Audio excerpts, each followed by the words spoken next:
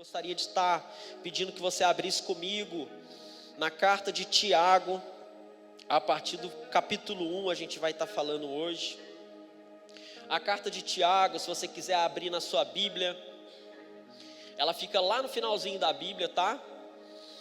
Depois de Hebreus, ela só fica antes das cartas de Pedro, das cartas de João, da carta de Judas e do Apocalipse. Então, bem no finalzinho da Bíblia, a carta de Tiago. Se você tiver com seu dispositivo, abra aí também. Ou se você preferir, a gente pode estar acompanhando pela projeção. Eu vou estar lendo pela versão NVT e vocês podem estar acompanhando na minha leitura.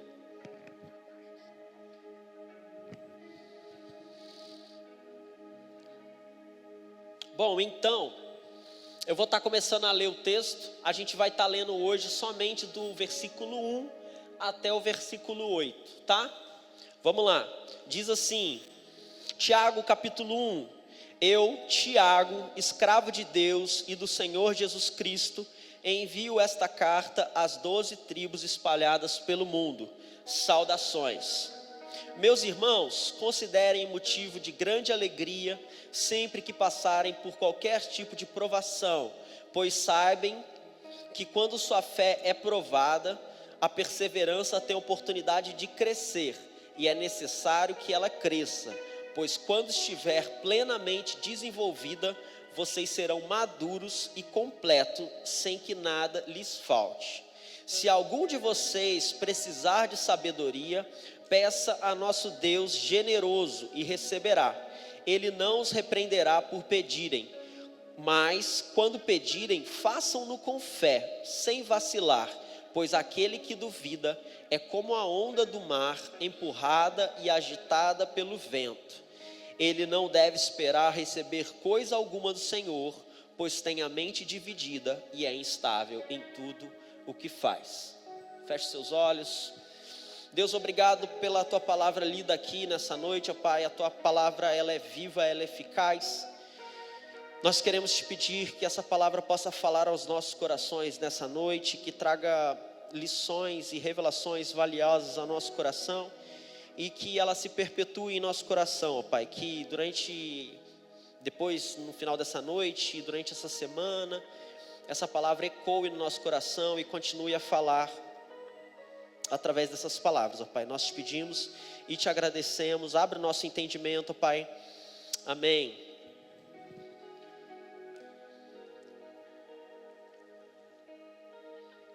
Bom, então, como eu estive falando, eu não sei se deu para vocês entenderem.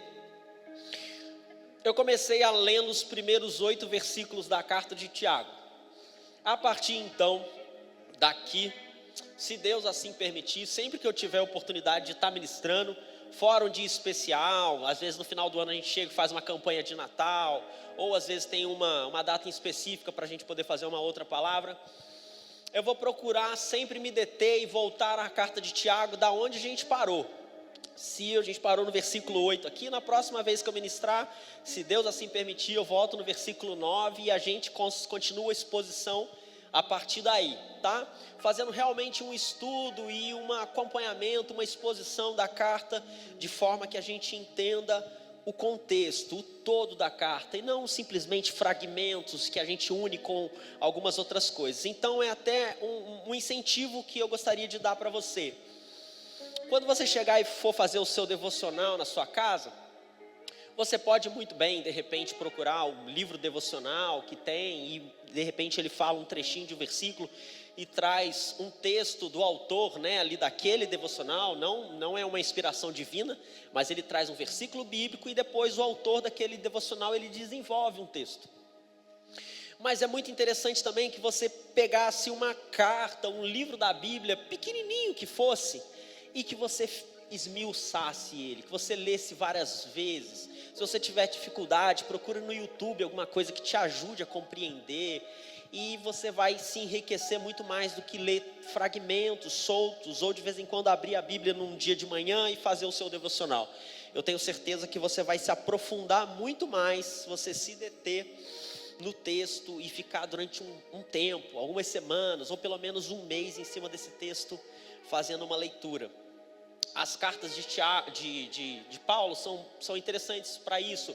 Gálatas é bem pequenininha, Filipenses é bem pequenininho, Colossenses, Judas só tem um capítulo. Então você poderia pegar essas cartinhas assim e fazer uma leitura, cansativa, exaustiva daquele texto, por várias vezes está lendo.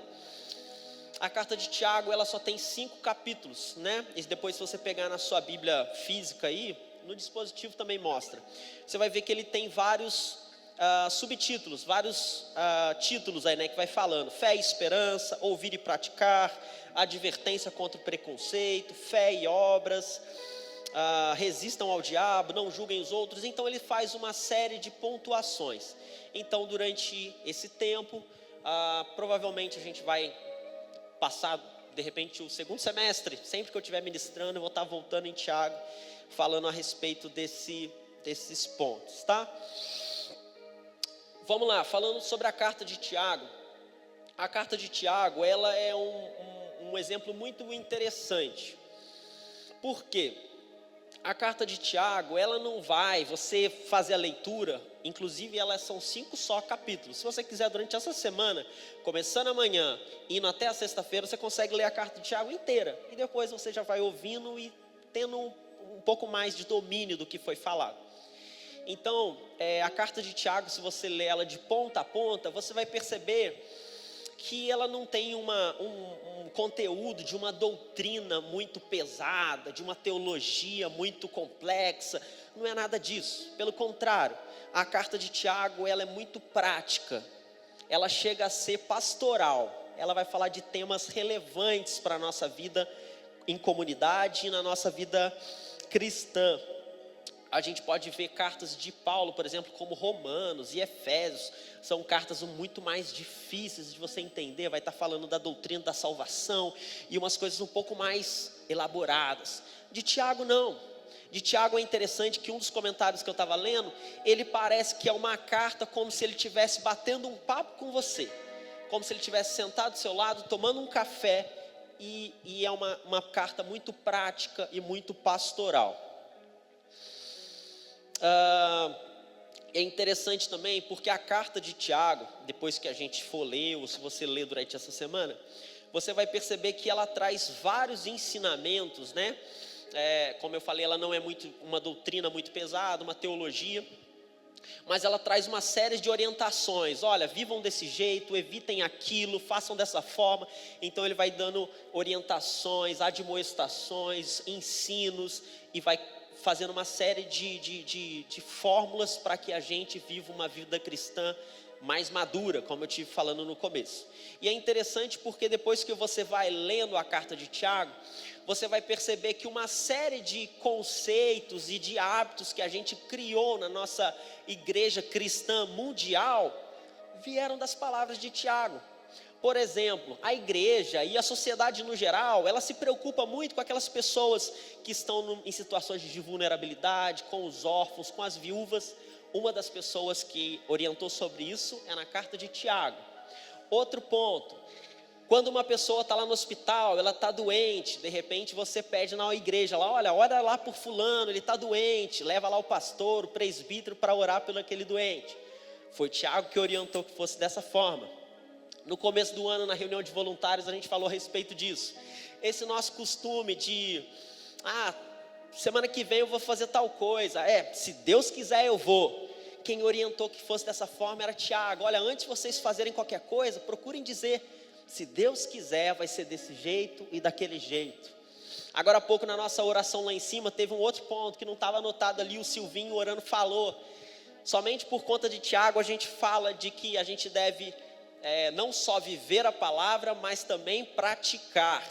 São expressões que a gente usa no nosso contexto de vida cristã, no nosso contexto de igreja cristã, que estão presentes na nossa vida somente porque Tiago registrou. Ele orientou que fosse dessa forma e a igreja assimilou isso. É interessante também porque a carta de Tiago, ela traz vários ensinamentos. Nas próximas semanas, nos próximos dias eu vou tentar mostrar um pouco a respeito disso. mas ela traz vários ensinamentos meio que paralelos ao Sermão do Monte. Muita coisa que Jesus ensinou no Sermão do Monte, ele traz e replica aqui. Ele fala novamente aqui o que Jesus expôs no Sermão do Monte. Tiago traz muito também dos provérbios, os provérbios lá que a gente tem na Bíblia, né? O livro de provérbios de Salomão e de vários outros escritores. Ele fala muito como se fosse provérbios, então você vai ver essa característica aí também no livro de Tiago. E por fim, o objetivo da carta de Tiago é realmente fazer com que os leitores dessa carta amadureçam na fé cristã. Ele quer trazer orientações práticas, pastorais, para que a gente realmente cresça através dessas palavras, através desses conselhos, dessas orientações, dessas advertências que ele faz aqui. Você vai ver que em determinados momentos, Tiago ele vai fazer alertas que são reais para a nossa igreja cristã, até mesmo no dia de hoje. São questões de tipo, não fazer acepção de pessoas, são questões de tomar cuidado com o que a língua fala, e aí Tiago quase num tom pastoral e até severo, ele vai orientar para que a gente haja dessa forma. Então vamos começar a exposição do texto em si. Ele começa no versículo 21, versículo 1, falando o seguinte, ele começa falando, eu, Tiago, escravo de Deus e do Senhor Jesus Cristo, tá? Em outras cartas de Paulo, de Pedro, deixa eu dar uma pausa, caso vocês estejam percebendo, eu estou com o nariz bem ruim, já faz umas 2 semanas, então caso você esteja ficando meio sem ar, dou uma respirada e eu volto, tá? Você vai ver nas cartas de Paulo, de Pedro, normalmente eles se apresentam como Paulo, apóstolo de Jesus Cristo e de Deus, para a igreja, de não sei o que. Ele faz às vezes uma explicação de quem ele é, né? De quem era Paulo, de quem era Pedro, e ele fala. Tiago simplesmente falou assim, eu, Tiago, escravo de Deus e do Senhor Jesus Cristo. Ele só se apresentou assim, não disse mais nada além disso.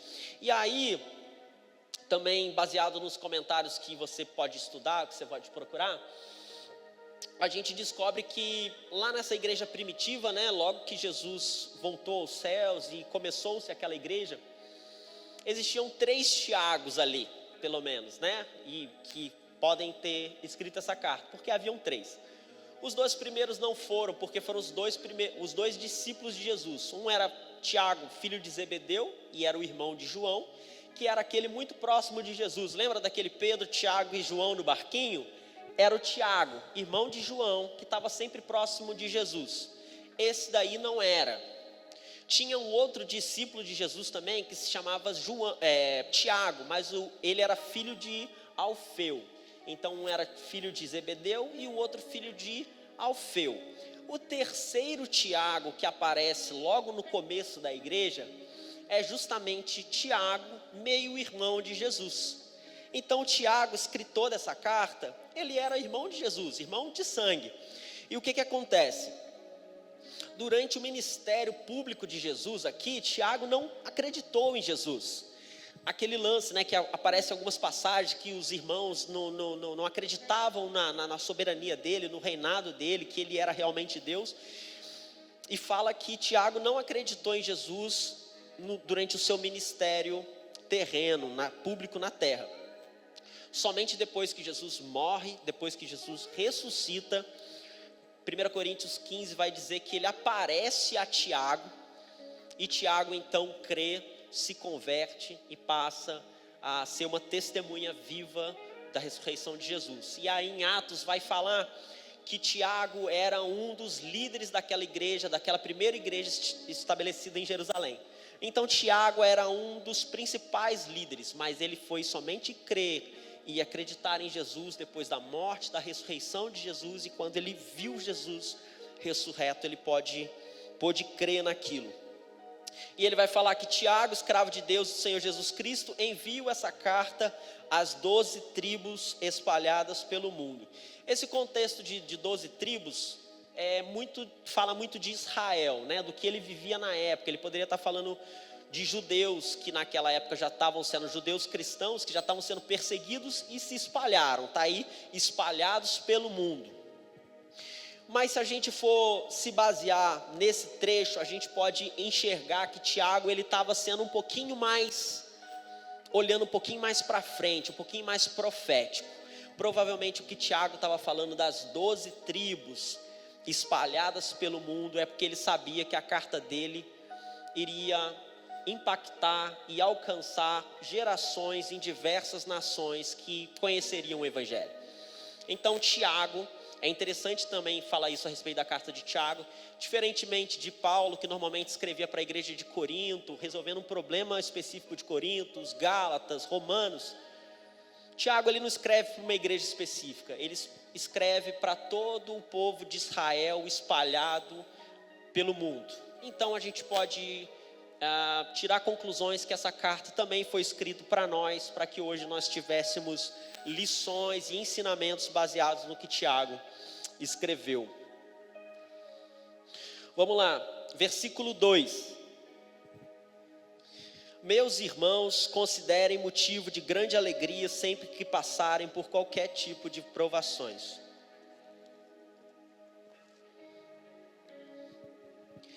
E aí a gente entra num ponto que parece muito paradoxal e até parece até um pouco contraditório a gente unir a palavra alegria e a palavra provações numa mesma frase. Tenham como motivo de grande alegria quando passarem por todo tipo de provações. Isso parece até um pouco contraditório. E a gente já falou um pouco a respeito disso na vez que eu estive ministrando sobre 1 Pedro. O começo de 1 Pedro, ele também fala a respeito disso. Daqui a pouco a gente vai citar esse texto. Quando ele fala, olha, ainda que por algum pouco de tempo vocês tenham que passar por todo tipo de dificuldade.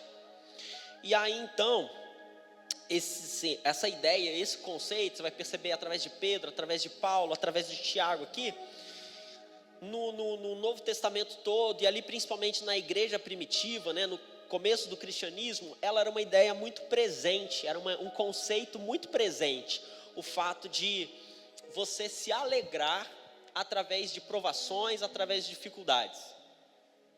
E não era simplesmente o se alegrar nas provações, nas dificuldades, simplesmente por gostar de sofrer. Não estou fazendo nada mesmo, só pegar um pouquinho de sofrimento, um pouquinho de provação e se alegrar com isso. Não era isso. Tanto Tiago como Pedro, a gente seguindo o texto a gente vai ver, eles incentivavam os seus leitores e aquelas pessoas, aquelas igrejas, a se alegrarem no meio de provações, de dificuldades, sabendo que tudo aquilo não estava sendo vivido em vão. Em breve viria uma recompensa que iria fazer com que tudo aquilo valesse a pena. Então todos eles levam essa ideia, esse conceito de se alegrar no meio das provações, por conta disso, com uma recompensa que viria logo a seguir. Paulo fala muito a respeito dessa questão de alegria nos sofrimentos. Olha o que ele diz em Romanos 5, a partir do versículo 3, diz assim: também nos alegramos ao enfrentar dificuldades e provações, pois sabemos que contribuem para desenvolvermos com perseverança, e a perseverança produz caráter aprovado, e o caráter aprovado fortalece a nossa esperança, e essa esperança não nos decepcionará.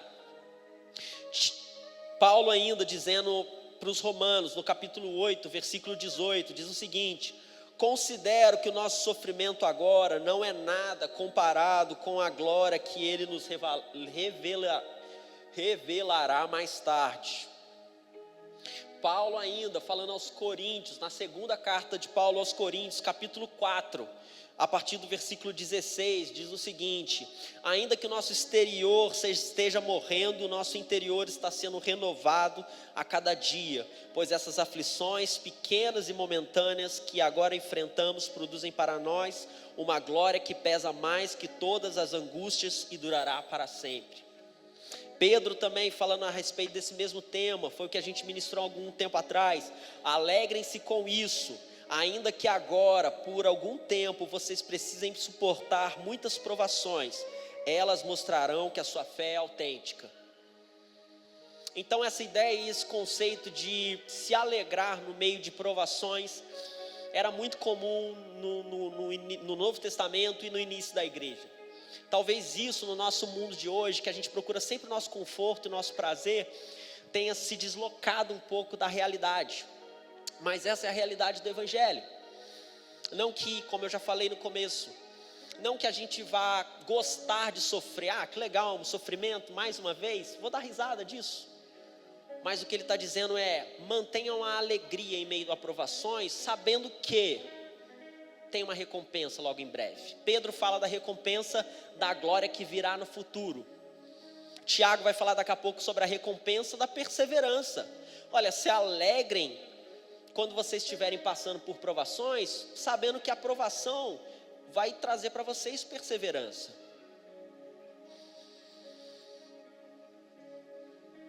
E aqui eu não vou nem, eu marquei no meu esboço, mas é difícil a gente falar sobre provações, né? Tenham como motivo de grande alegria sempre que passarem por todo tipo de provações. Provações é uma coisa ampla demais. Cada um de nós vai enxergar provações de uma forma diferente. A maioria de vocês sabem que provações e dificuldades para mim muitas vezes representou a questão de saúde, várias internações, procedimentos de saúde, e isso às vezes acontece, e são esses momentos que eu tenho que tentar encarar com alegria, com tranquilidade, como a gente vai ver daqui a pouco, buscando sabedoria.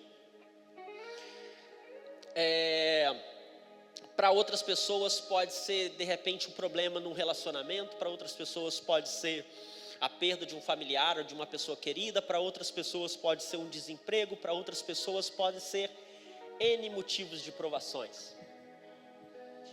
E cada um enxerga essas provações de uma forma, mas o importante é que diante dessas provações, que elas sempre vêm contra a nossa vida, independente do momento, em algum momento da sua vida, as situações, como a gente falou alguns domingos atrás também, sobre Jesus no meio da tempestade, em algum momento as tempestades vão vir e atingir o nosso barco. Mas o que nós precisamos é nesses momentos de dificuldade, de provações, nós precisamos tentar manter a alegria, tentar se sentir satisfeito em meio a toda dificuldade, sabendo que essa dificuldade, somente por meio dela a gente vai encontrar perseverança. No versículo 3, então, a gente começa a enxergar o motivo de se alegrar em meio a provações. Vocês sabem que quando sua fé é provada, a perseverança tem a oportunidade de crescer. Vocês sabem que quando sua fé é provada, a perseverança tem a oportunidade de crescer. Os mais velhos vão lembrar de uma música que tem assim: toda vez que a minha fé é provada, tu me dás a chance de crescer um pouco mais. E aí ele vai falando um monte de série de coisas assim que poderiam acontecer. E é isso que acontece. Toda vez que a nossa fé é provada, é o Senhor nos dando uma oportunidade a mais da nossa fé ser provada e de perseverança vir sobre a nossa vida.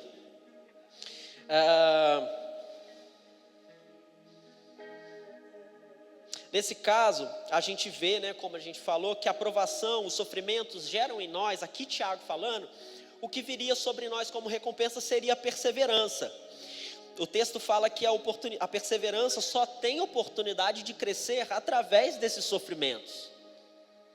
E se a gente tem que passar pelos sofrimentos para que a perseverança cresça, façamos isso de forma um pouco mais alegre e satisfeita, por mais que seja difícil. Em meio à tranquilidade e calmaria, eu tenho certeza que nós não somos exercitados como nós deveríamos ser, como a gente é exercitado no meio de provações, tribulações. Sempre que, como eu estava falando agora há pouco, dessas questões de saúde, sempre que acontecem umas questões dessa, a Fernanda e eu, a gente conversa depois, de o quanto a gente meio que é fortalecido diante de dificuldades, assim. Às vezes, umas vezes que eu fiquei internado, e você fica naquela questão, primeiro que você valoriza muito mais, você dá mais valor para as coisas. Cada vez que eu fiz uma cirurgia dessa, ficar naquele período que você não pode comer, cara, a água vale muito para você depois disso, para você poder beber a água, ai, que delícia essa água. E é interessante também porque no hospital, às vezes em alguma internação, em algum procedimento, a gente conhece pessoas que estão vivendo uma situação muito mais difícil, e às vezes passando por isso com alegria, para cima, sabe? Às vezes as pessoas nem são cristãs, mas enfrentam aquilo para cima, de forma alegre, sabendo das dificuldades, sabendo de todo o contexto envolvido, dos riscos, mas para cima, esperançosos, confiando. E o que está escrito aqui é verdade. Cada vez que a nossa fé é provada, o Senhor nos dá oportunidade de crescer um pouco mais. Através de dificuldades, de tribulações, de provações, nós somos exercitados de forma que calmaria e tranquilidade não iriam nos exercitar. Iriam só nos deixar um pouco mais confortáveis.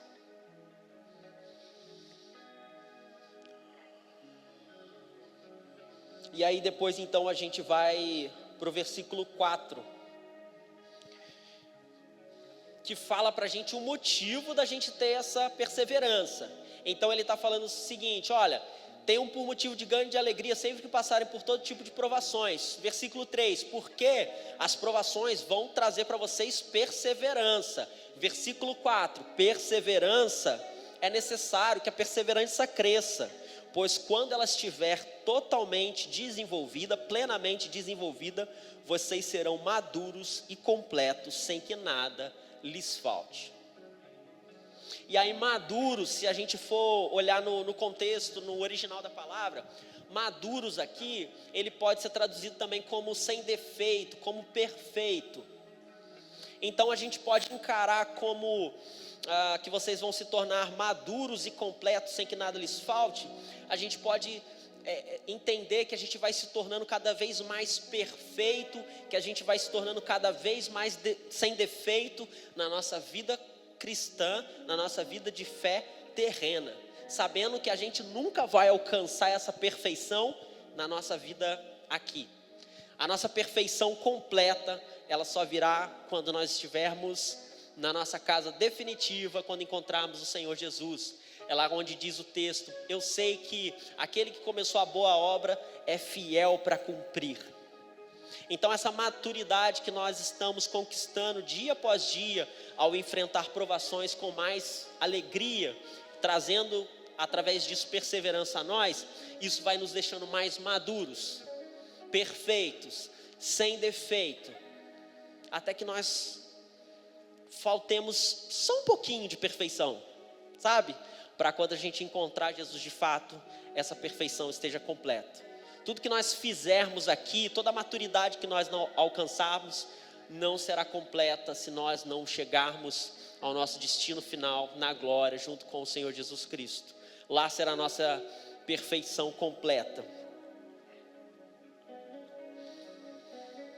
E aí então, a gente vai para o versículo 5. O versículo 2 ao versículo 4, ele vai falar sobre essa questão de se alegrar em meio a provações. Isso te dá perseverança, e é interessante que a perseverança cresça para nos tornar maduros. E aí do versículo 5 ao versículo 8, ele vai fazer um adendo a isso. Ele vai falar assim, olha, vocês devem agir dessa forma, vocês devem aguentar as provações mais satisfeitos, mais alegres. E aí no versículo 5 ele fala, se algum de vocês precisar de sabedoria, sabedoria para quê? Se algum de vocês, nesse contexto de enfrentar dificuldades, provações, com alegria, muitas vezes a gente vai precisar de sabedoria. Porque é muito fácil você começar a olhar as circunstâncias, tudo que está acontecendo, e você começar a ceder. Então por isso no versículo 5 começa dizendo, se algum de vocês precisar de sabedoria, peça a Deus, a nosso Deus generoso, e Ele receberá. ele não os repreenderá por pedirem. Então esse trecho, ele nos instrui a pedir sabedoria para lidar com as provações. Nós podemos perceber que quando ele fala aí, que peça a Deus, que é o nosso Deus generoso, e ele responderá, que você receberá. É interessante a gente pensar que Deus, ele é um Deus generoso. Ele é um Deus que não vai ter dificuldade em te dar sabedoria no momento que você pedir. Deus, eu estou passando por uma dificuldade muito grande, eu estou passando por uma provação muito grande. Tem sido difícil manter a alegria nesses momentos. Me dá sabedoria, Pai. E não vai ser difícil para Deus, que é tão generoso, ministrar essa sabedoria ao seu coração para lidar com essas situações difíceis. Ele é um Deus generoso e ele não se chateia, ele não se aborrece. Poxa vida, eu pensei que esse filho estaria mais preparado para passar por uma situação dessa sem ter que pedir mais sabedoria. Não, ele é um Deus generoso. Ele entende que nós somos humanos e que no meio de tribulações, no meio de dificuldades, talvez a gente precise de um pouco mais de sabedoria para enfrentar essas situações de forma mais alegre, de forma mais satisfeita. E aí, Tiago então só nos orienta que a gente deve pedir uma forma correta. No versículo 6 ele começa a dizer: mas quando pedirem, façam-no com fé, sem vacilar, pois aquele que duvida é como a onda do mar, empurrada e agitada pelo vento. Então, baseando-se no versículo 5 e passando para o versículo 6, Deus ele não tem dificuldade em nos suprir em sabedoria no momento em que nós tivermos dificuldades e precisarmos dessa sabedoria. Ele é generoso e nos dará essa sabedoria. O versículo 6 só faz um alerta de que quando nós pedimos a Deus sabedoria, a gente precisa fazer com fé, sem duvidar. E aí ele fala que a pessoa que duvida, é como a onda do mar empurrada e agitada pelo vento. Você já parou em algum momento para olhar para o mar? Como são as ondas batendo? Aquele movimento todo lá em Ubatuba, né, Pedro? Aquele movimento todo e tal. E Tiago fala que aquela pessoa que duvida é como essa onda. Ela sofre variação da maré, ela sofre variação dos ventos, ela sofre variação do terreno que está ali embaixo, se é de pedra, se é de areia. E as ondas se formam baseados em tudo aquilo. E fala que a pessoa que pede, duvidando, sem ter fé suficiente para pedir sabedoria a Deus, ela é como uma onda que é levada, que é agitada de um lugar para o outro. E aí, chegando nos últimos 2 versículos, ele fala que essa pessoa não deve esperar receber coisa alguma do Senhor, pois a mente é dividida, instável em tudo que faz. Eu não sei você, mas se eu falar isso para você vem alguém na sua cabeça que é instável e dividido em tudo que faz? Existem pessoas assim, que a pessoa tá de um jeito, quando você encontra com ela, logo em seguida ela já mudou de ideia e ela vai tendo instantes, vai mudando. E aí a gente vai ler no texto de Tiago mais para frente que Deus é diferente dessas pessoas, ele não sofre variação. Deus é imutável, ele não sofre variação. Diferente de algumas pessoas e até de nós mesmos, que muitas vezes balançamos de acordo com as situações, como uma onda levada pelo mar, assoprada pelos ventos. E Tiago nos orienta que nós não devemos agir assim. No momento que nós estivermos passando por provações e estiver sendo difícil para nós deveríamos pedir sabedoria para Deus. E no momento que nós pedirmos sabedorias para Deus, que essa sabedoria possa ser pedida e possa ser clamada a Deus de forma que não duvida, de forma que acredita de que realmente sabedoria do alto virá sobre a nossa vida. e que Ele vai nos capacitar a enfrentar essas situações, essas provações. Também pode acontecer, de repente, um caso de você achar que, muitas vezes pode acontecer isso, de você se achar forte demais e pronto demais para determinadas situações que possam vir sobre sua vida. Não, eu não preciso de sabedoria, eu já sou uma pessoa já cascuda, eu aguento as provações da vida, todos os golpes que a vida me dá, e eu tenho aguentado firme. Mas é interessante que a gente sempre busca essa sabedoria de Deus, pedindo sempre corretamente, sem duvidar, mas sempre pedindo sabedoria de Deus. Eu já tô concluindo. O pessoal da equipe, se quiser ir subindo. Mas eu queria ilustrar para vocês essa questão da sabedoria da seguinte forma: te encorajar a pedir sabedoria do alto, te encorajar a pedir sabedoria para Deus.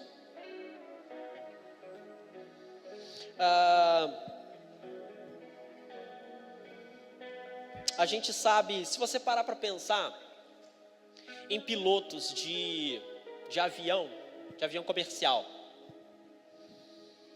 eles têm uma grande responsabilidade.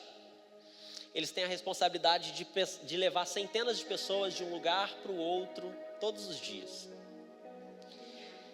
E para um piloto de avião, ele sentar ali e conduzir um avião, ele já passou por muitas horas de voo, por muitas horas de treinamento. Então ele é super experiente naquilo que ele faz. Ele tem plena confiança no que ele faz. Ele não precisa duvidar. Será que vai dar certo? Não, ele conhece os aparelhos, ele conhece a máquina que ele está operando. Só que é interessante que, por mais experiência que o piloto tenha, por mais confiante que ele seja, no momento que ele está dentro daquela aeronave, para ele conseguir colocar o avião no alto, e depois que o avião está no alto e ele consegue ir da origem até o destino, ele só consegue aterrissar naquela pista somente com orientação.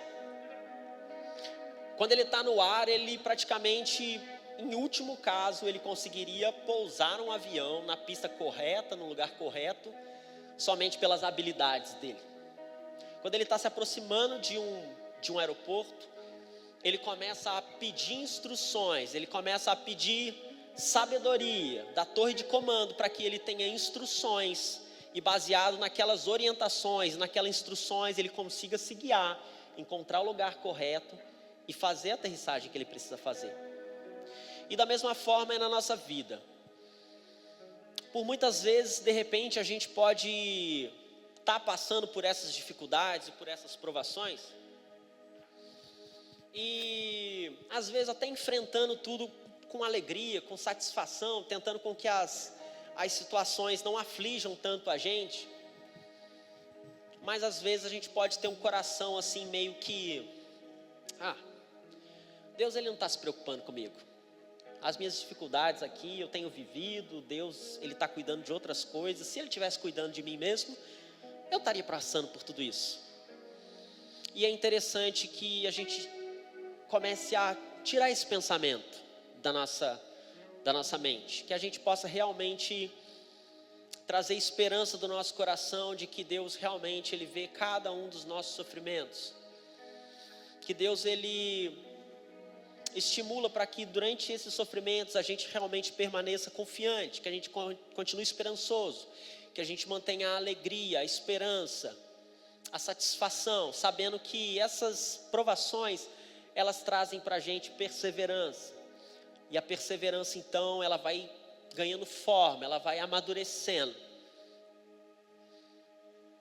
tornando-nos cada dia mais maduros, desenvolvidos, alcançando, mirando a salvação, a perfeição, mirando a perfeição.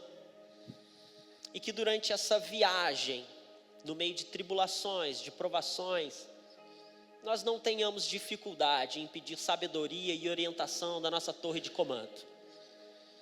que no nosso momento de maior dificuldade, onde nós estivermos passando por turbulências, a gente possa buscar orientação nas nossas torres de comando e através dessas orientações do Deus Todo-Poderoso nós possamos alcançar o nosso destino final, onde nós não enfrentaremos mais dor, não enfrentaremos mais pranto, não enfrentaremos mais morte, para a honra e glória do Senhor.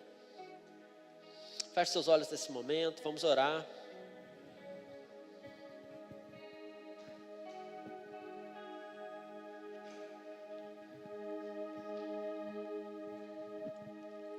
Eu quero convidar você, antes da gente orar, para que você ouvisse essa canção, meditasse nessas palavras, e que você fizesse uma análise sobre a sua vida, de quais são as provações que têm afligido a sua vida, ou quais são as dificuldades que por vezes vêm contra a sua vida e te deixam tristes, chateados. Qual é a situação na sua vida em que você precisa se sentir um pouco mais satisfeito, um pouco mais alegre, apesar de toda a dificuldade? E se você encontra alguma dificuldade em se alegrar e se manter satisfeito, essa é a hora de você pedir sabedoria para Deus. Deus, nos dá sabedoria para enfrentar situações de dificuldade, ó Pai. Nos dá sabedoria para passarmos por provações.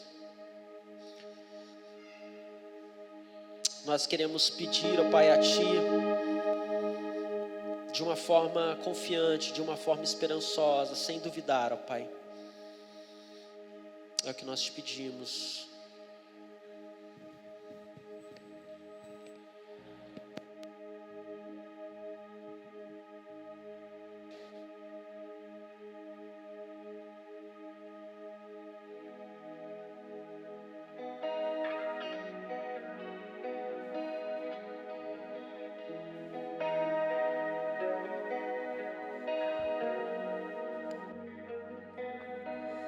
Os santos e os anjos se prostram aos teus pés. Os anciãos rendem suas coroas ao Cordeiro e a Ele cantam. Tu és digno de tudo.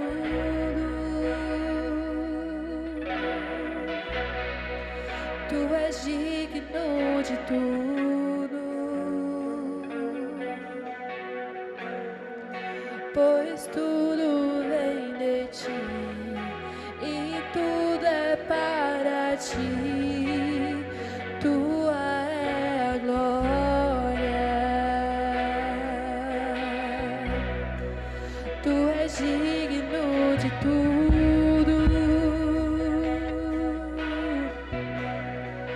Tu és digno de tudo.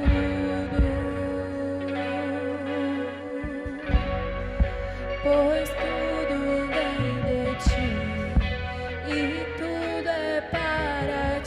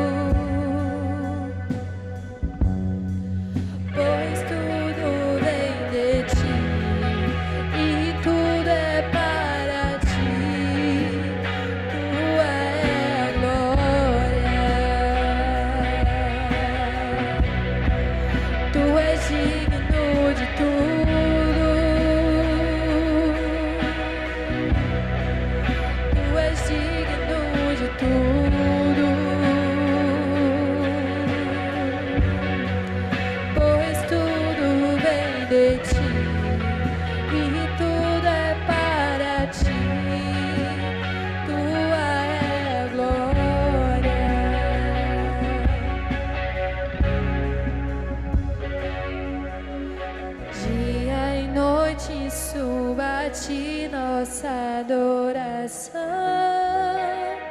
Dia e noite suba a ti nossa adoração. Dia e noite suba a ti nossa adoração. Dia e noite suba a ti nossa adoração. Dia e noite suba a ti nossa adoração. Dia e noite suba a ti nossa adoração. Dia e noite suba a ti nossa adoração.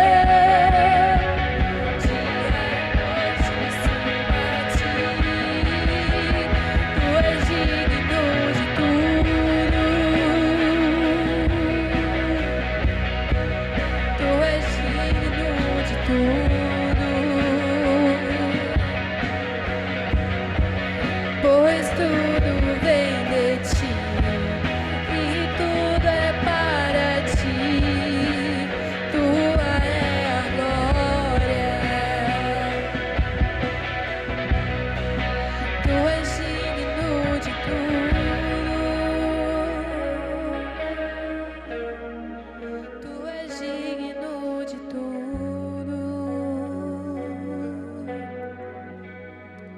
Pois tudo vem de ti e tudo é para ti. Tua é a glória. Deus, nessa noite, ó Pai, nos achegamos a Ti, ó Pai.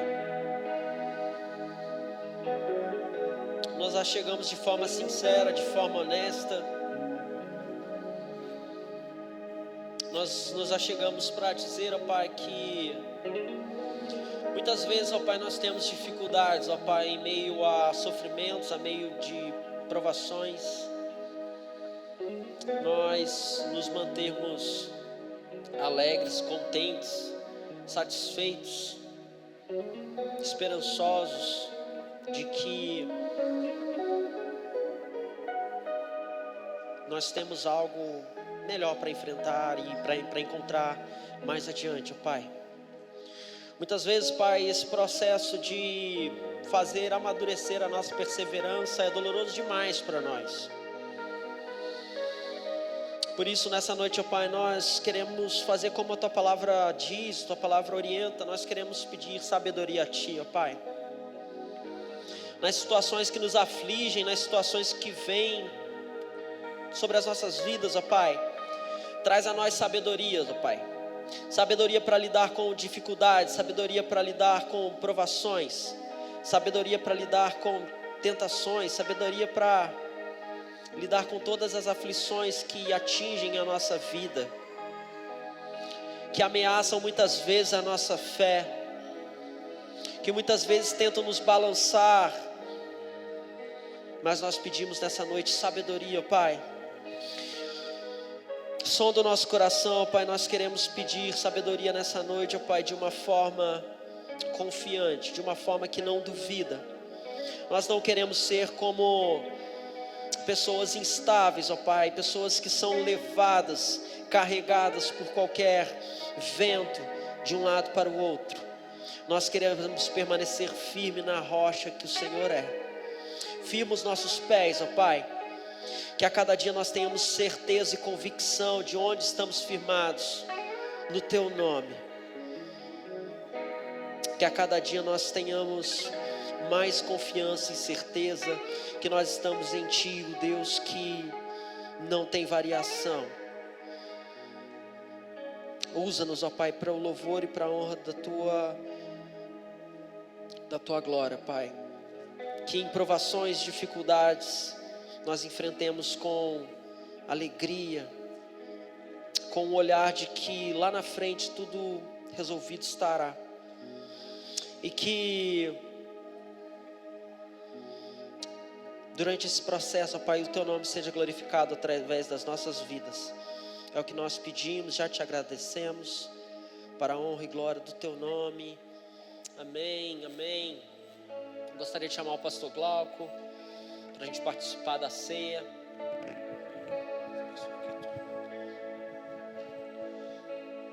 Amém? Se coloca de pé por um instante. Vamos continuar no mesmo ambiente de adoração ao Senhor.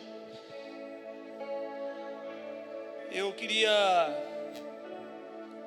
antes de entrarmos nessa ministração, essa segunda parte, ler em 1 Coríntios capítulo 11.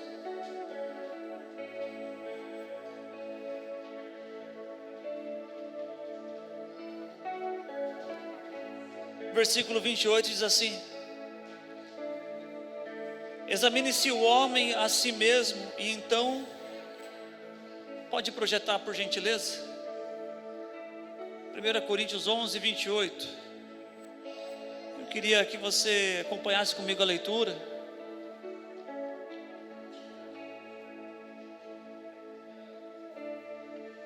Daniel, obrigado, é 28, 1 Coríntios 11, 28. Portanto, examine-se antes de comer e de beber do cálice. Põe na NVI, por gentileza.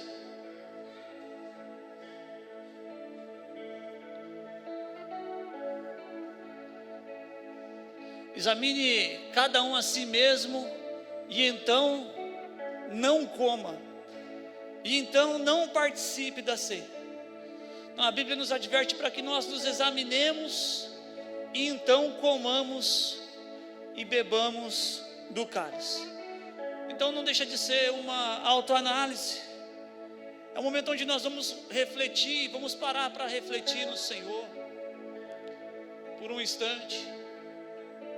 E vamos, queridos, a gente tem que ter a seguinte sensação e sentimento nesse momento. Primeiro, nós não estamos participando de um velório, amém? Amém? Nós estamos participando de uma celebração. Isso é uma grande celebração, uma grandiosa celebração. E no meio dessa celebração nós vamos fazer algumas coisas, e nesse instante nós estamos fazendo uma análise.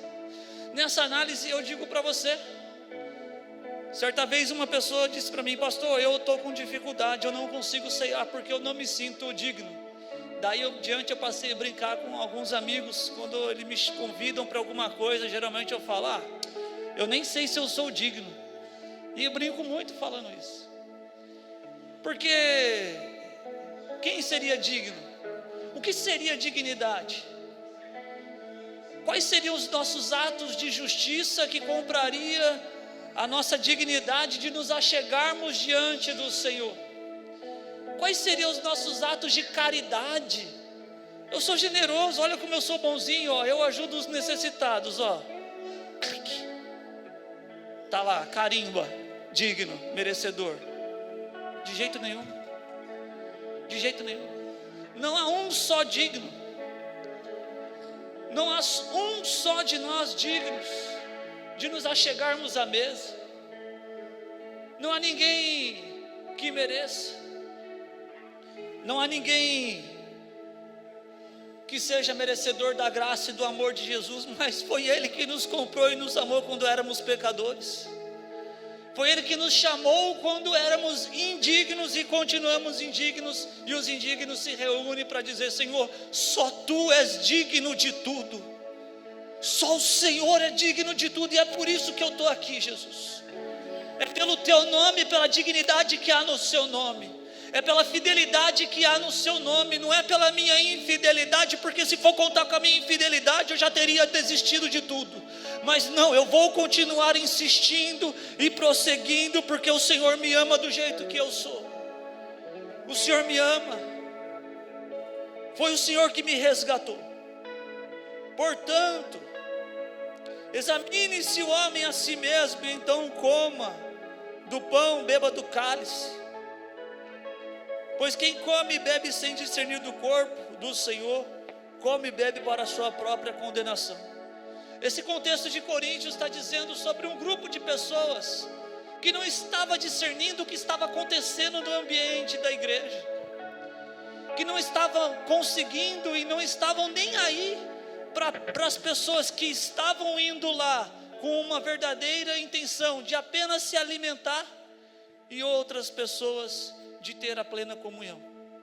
Uns estavam comendo demais e outros estavam sendo rejeitados e deixados de lado. Mas nós não estamos aqui numa festa de comilança nem de bebelança.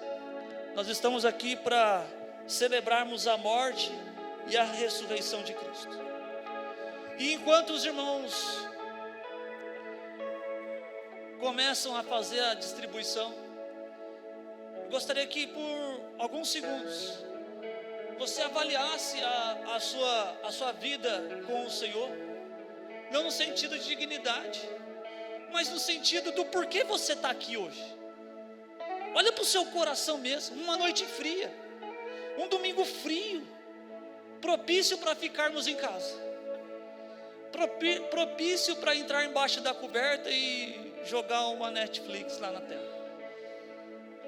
Mas olhe para o seu coração, não olhe apenas para as coisas que você já fez, o que você deixou de fazer, para as coisas boas e para as coisas ruins também.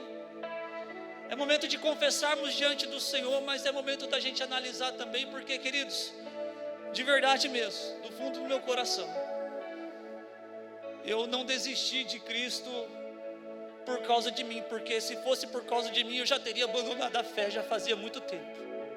Se fosse analisar as minhas obras, eu já teria abandonado.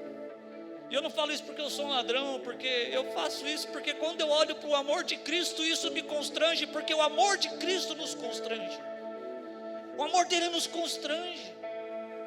O amor dele é tão grande, tão forte, que acabou sendo mais forte do que a própria morte. A morte não pôde parar o amor de Jesus. E eu queria que você olhasse para dentro de você por um instante. E pensa também por que você está aqui. Você não está aqui certamente, não é por causa de mim, nem por causa do Quito, e nem por causa de ninguém aqui. Eu tenho plena convicção disso também. Mas vamos nos olhar, vamos olhar para nós.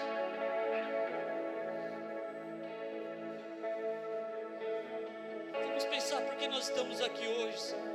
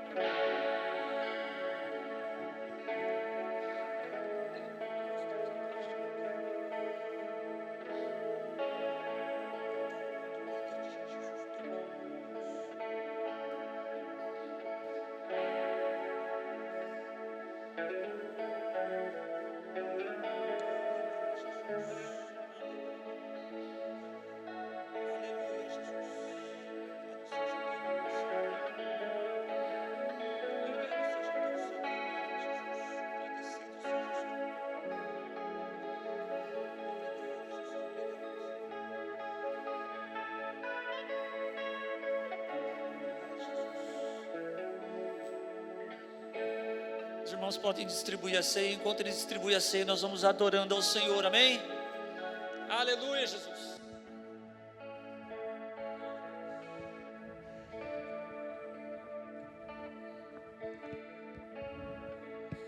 Tudo está pronto,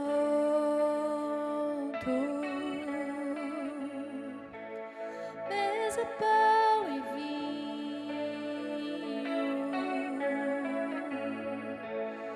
lâmpadas acesas.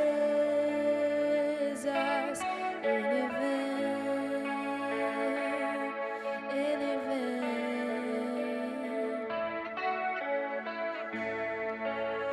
já é quase hora, ainda estou queimando,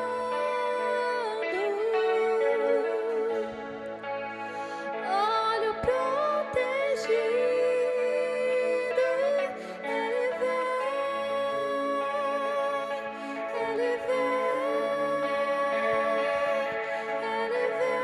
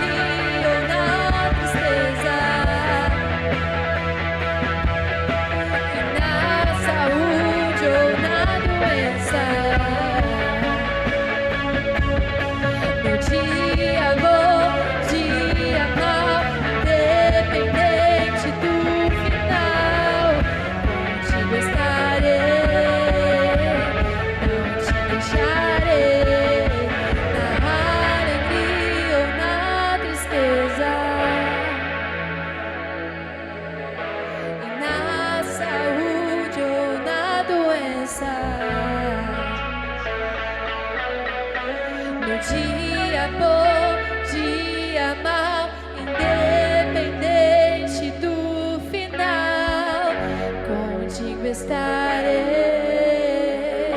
não te deixarei.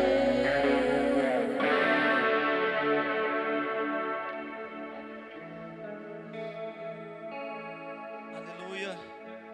Todos receberam, alguém ficou de fora, alguém ficou esquecido? Não.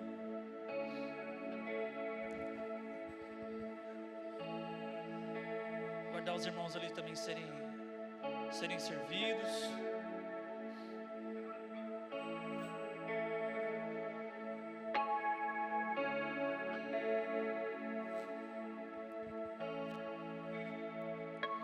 Amém. Pois recebi do Senhor que também lhes entreguei, que o Senhor Jesus, na noite que foi traído, tomou o pão e, tendo dado graças, partiu e disse: este é o meu corpo, que é dado em favor de vocês. Façam isso em memória de mim. Todos juntos, comemos do pão.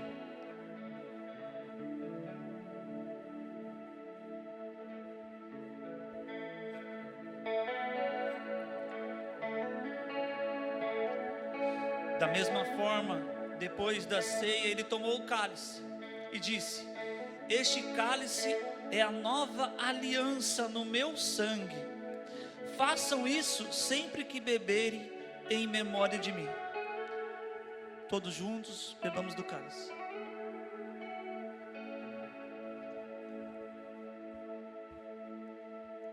Porque sempre que beberem deste pão, comerem deste pão e beberem deste cálice, nós anunciamos a morte do Senhor até que Ele venha.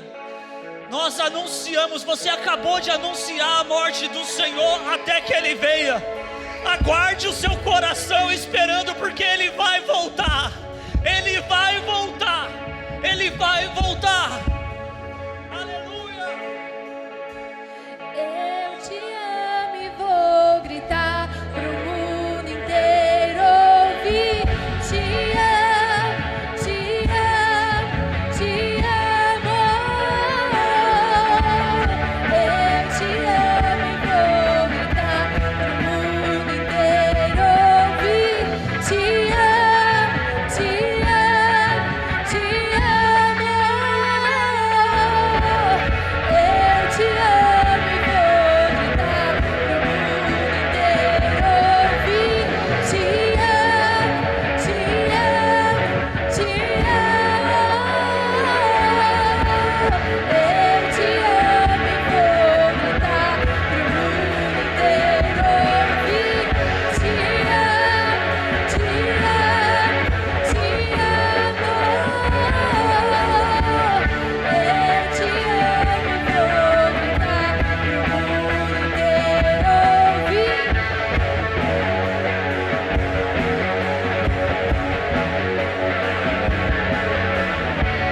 Eu te amo e vou gritar pro mundo inteiro ouvir. Te amo, te amo, te amo.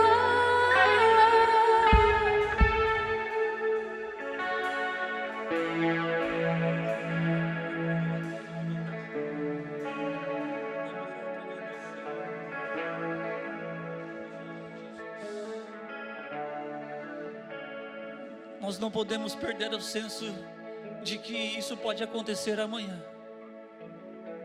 Não podemos perder o senso e a expectativa, a esperança de que este dia, o dia que o noivo vem buscar a sua noiva, pode ser amanhã, pode ser esta noite. Essa é a expectativa que vai mover o nosso coração. Se nós dormirmos e acordarmos com este pensamento, com este sentimento em nosso coração, certamente nós teremos uma vida de fidelidade e amor ao Senhor. Amém? Amém? Aplauda ao Senhor porque Ele é digno. Aplauda ao Senhor, Ele é merecedor. Senhor.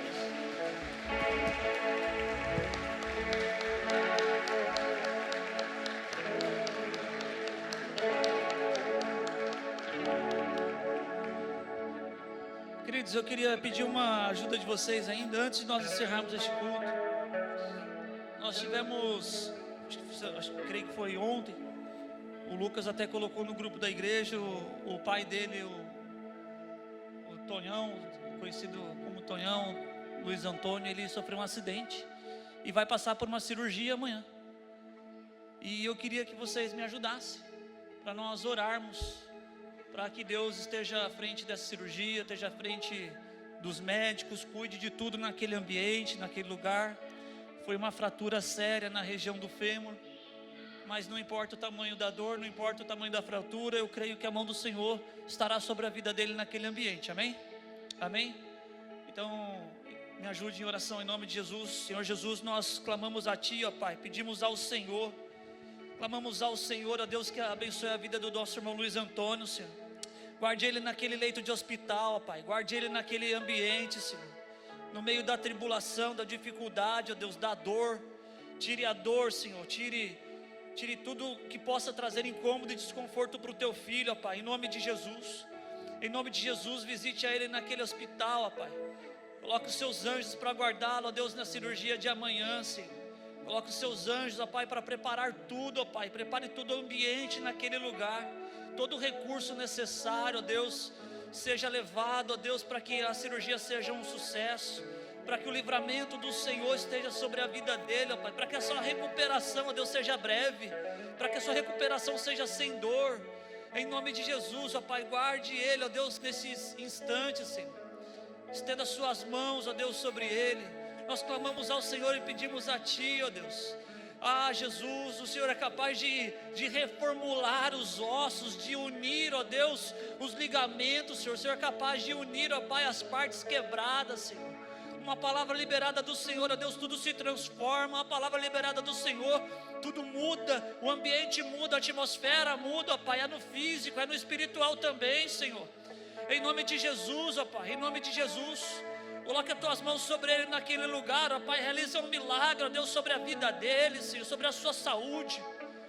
Nós pedimos ao Senhor, ó Deus, traga, ó Deus, a plenitude, ó Deus, da paz sobre a sua saúde, ó Deus. Em nome de Jesus nós clamamos ao Senhor, nós pedimos ao Senhor, ó Deus, em nome de Jesus, ó Pai. Cremos no Teu nome, cremos na Tua palavra, cremos na Tua misericórdia. Em nome de Jesus, amém.